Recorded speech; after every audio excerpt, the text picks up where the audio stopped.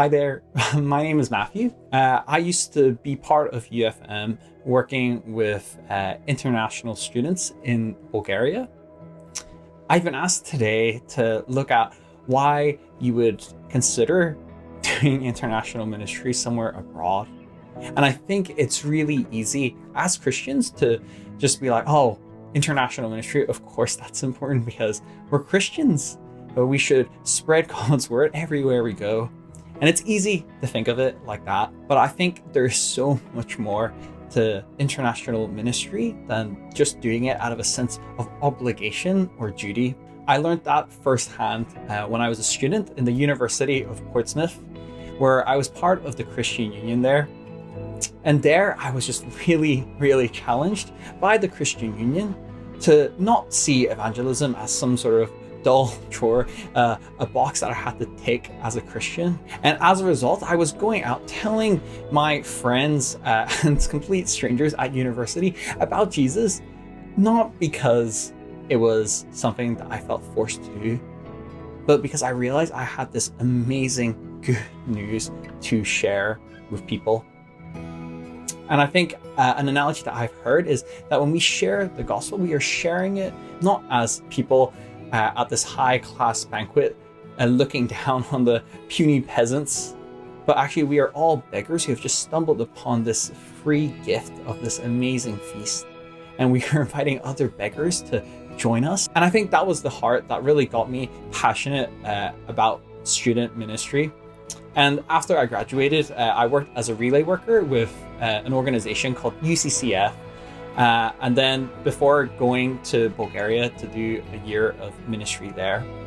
And so as a result, me and my friend Alicia, who went with me to Bulgaria, we worked very hands-on with a group of international students from across the world. And it was always really great just having these international students, some Christians, some not Christians, coming together to gather to encourage one another and to build this community. And it wasn't just a community where friends could just hang out, although we definitely had a lot of fun, but it was just a genuine place where people could discuss the deeper things of life, to truly look and examine who Jesus was. And a lot of our activities involved providing ways for non-Christians to hear about the gospel in a way that was tangible for them. Of course, this isn't always easy. It was challenging to move from the UK to Bulgaria, going from somewhere like UCCF to BHSS, the student organization who runs Christian unions in Bulgaria, where the ministry was just a lot more smaller scale. Instead of putting on big events, things were small, things were slow. And I think that was one of the challenges going in, is to realize that God is not just the God of the big things, but the God of the small things too. And that through building genuine relationships and friendships, one student at a time, we were slowly but surely making a difference in the lives of students from across the nations. One particular story that really stands out to me is I was really close to a group of Muslim students when I was in Bulgaria. And for a while, I had been really discouraged because it was always really hard to bring up conversations about the gospel with them. And I was just praying for them throughout the year to just kind of have this genuine conversation with them. And eventually, towards the end of the year, as I was leaving, I was invited over to have dinner with these students. And oddly enough, one of them started asking me and my friend Alicia just questions about the Bible. And it had just come out of nowhere. And we discovered that through him coming to a lot of our events, that he had naturally been intrigued about the Bible, about the gospel. And he had begun to read and study it for himself. And he had a bunch of questions that night. And while he didn't become a Christian then and there, he is still exploring. And he's come a long way since when I first met that student.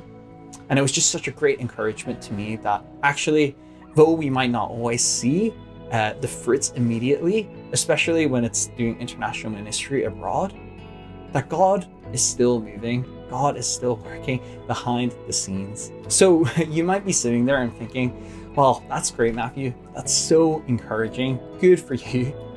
But it's not for me. International ministry is not for me. I'm not good enough. I'm not holy enough. I'm not called to do it. And maybe that's how you're feeling. And I know what it's like to be in your shoes because I felt the exact same. I just didn't feel called at all. And I think that's the mistake we often make. When we look at Acts chapter 1, verse 8, he specifically says, in Judea, to Samaria, and then to the ends of the earth, right? We usually look at that and think Judea is like people near us. Samaria is maybe people a bit further out, and then to the ends of the earth is like way over to another country, somewhere else in the middle of nowhere. But in that context, right, Jesus was talking to his disciples, and where they were at was Judea, was Samaria, but to the ends of the earth is where we are now. And what am I trying to say by mentioning all of this? Is what I'm trying to say is this idea to the ends of the earth seems like this really crazy big deal to us. But it shouldn't be. It shouldn't be scary because, believe it or not, you are already fulfilling that where you are right now. And if you can do it there, can't you do it somewhere else in a different country? Because God calls me, even me, as my imperfect, sinful self, to go to different places, to call people to him, to go and make disciples wherever I am. And so I hope that can encourage you, that where you are sitting right now, that God is calling you, he's calling all of us to go and make disciples of all nations to the ends of the earth, whether that's in the UK, whether it's in Bulgaria, whether it's Italy, whether it's even beyond that. God is calling you. And so that's the question. Will you take it? Will you take that challenge? That's probably enough for me. And this video has probably gone far too long. But yeah, I hope that can challenge you and at least encourage you. So yeah, that's all for me. Thank you so much for taking your time to listen to me. Hope you enjoyed the rest of this conference, guys. See you later.